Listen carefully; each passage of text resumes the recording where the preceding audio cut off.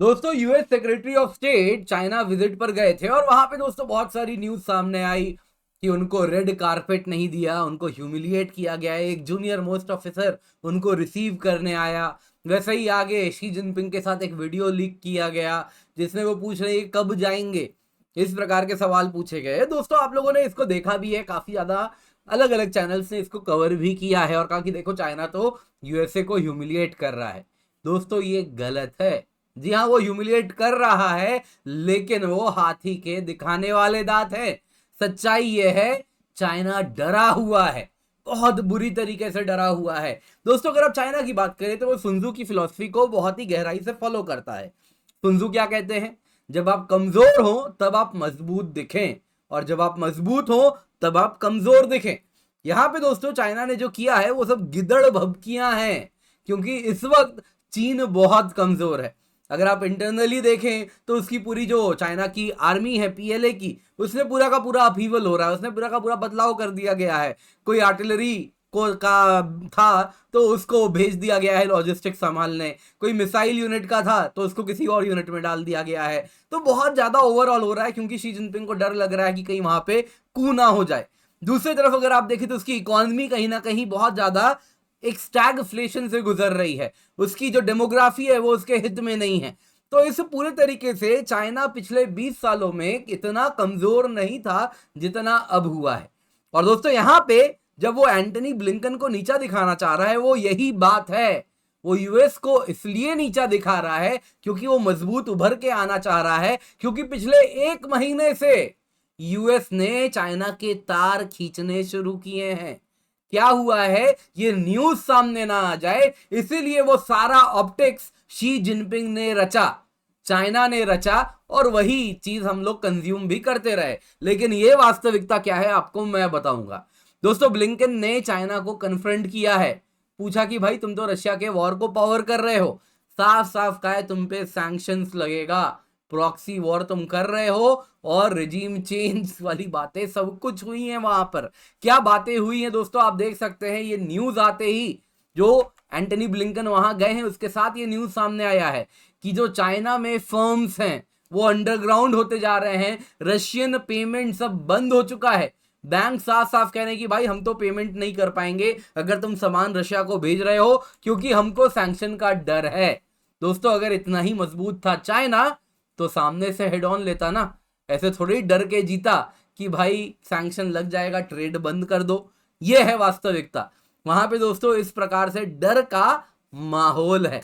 US डरा भी रहा है चाइना को, सैंक्शन लगेगा सारी अकड़ निकल जाएगी, कुछ ऐसी ही बातें होती हुई दिख रही हैं। दोस्तों यहां पे आपको याद होगा लेवरोव ने कहा था, करीबन 1 महीने पहले की बात है, हमारा तो जी सारा ट्रेड डी डॉलराइज हो चुका है। अब लेवरोव बहुत कुछ बोलते हैं, जो नहीं बोलना होता है वो भी बोलते हैं, और कुछ ऐसा ही इनका ये बयान था। कहां गया वो डी डॉलराइज ट्रेड? दोस्तों यहां पे इतना ज्यादा डर है चाइना पर सैंक्शंस का कि वहां की कंपनीज पूर्ण रूप से ट्रेड बंद कर चुकी हैं। क्या है ये सब कुछ, आइए आज के वीडियो में इसी पर चर्चा करते हैं। इससे पहले आगे बढ़े आप लोगों से निवेदन है वीडियो को लाइक कर दें, हमें अलग अलग सोशल मीडिया हैंडल्स पर भी फॉलो कर दें, इस वीडियो को शेयर कर दें, भारत संवाद को सब्सक्राइब करें, बेल आइकन अवश्य दबाएं। दोस्तों चाइनीज फाइनेंशियल इंस्टीट्यूशंस, बैंक्स हो गए और अन्य संस्थाएं हो गई, वो डर के साए में जी रही हैं। उनको डर लग रहा है कि जो रशियन कंपनीज के साथ वो डील करते हैं वो बिजनेस अब बंद करना होगा। कहीं ना कहीं ये चाइना के इंटरेस्ट के लिए सही नहीं है। यूएस सेकेंडरी सैंक्शन का खतरा इनके ऊपर आ चुका है। यूएस दोस्तों अपना जो मेजर्स था सैंक्शन लगाने का वो अब मजबूत कर रहा है। अब यहाँ पे एक न्यूज है, मतलब इसी में अगर आप रॉयटर्स के न्यूज को पढ़ें या वियॉन में भी पढ़ें तो इसमें एक केस स्टडी है, अप्लायंस मेकर की बात की जा रही है। सदन चाइना की एक कंपनी है, वो कह रहा है कि हम रशिया सामान नहीं बेच पा रहे हैं। ऐसा नहीं कि हमारे सामान में कोई कमी है, कारण यह है जो चाइना के बड़े बड़े बैंक्स हैं वो पेमेंट्स नहीं कर रहे, ना तो रशिया से पेमेंट ला पा रहे हैं, ना ही कोई भी प्रकार का फाइनेंशियल ट्रांजैक्शन कर पा रहे हैं। वो कह रहे हैं कि उनमें एक डर है कि भाई ये तो सैंक्शन का खतरा लगेगा।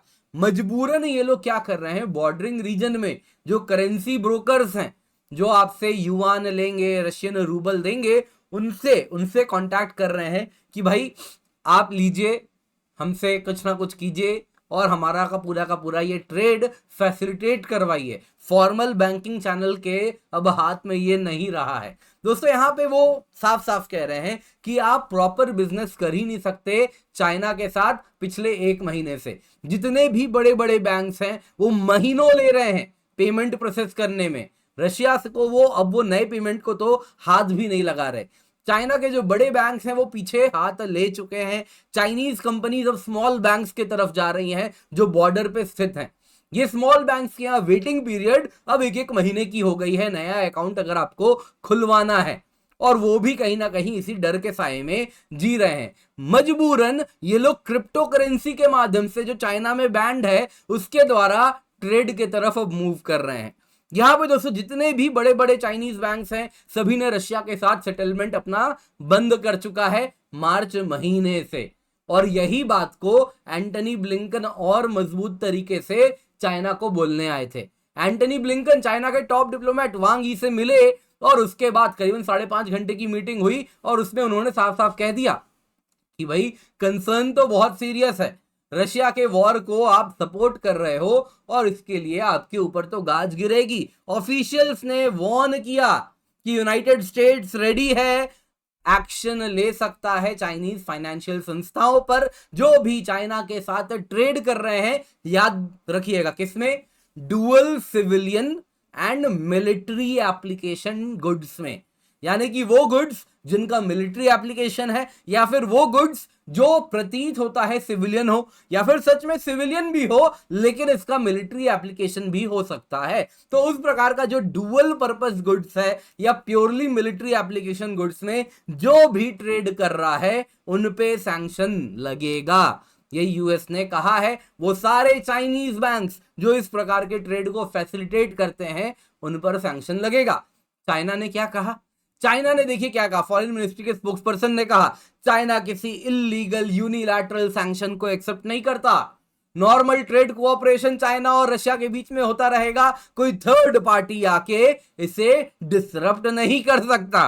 अब कहने को तो ये ख्याल है, अच्छी बात है कह लो, लेकिन सच्चाई तो क्या है आपने देखा ना।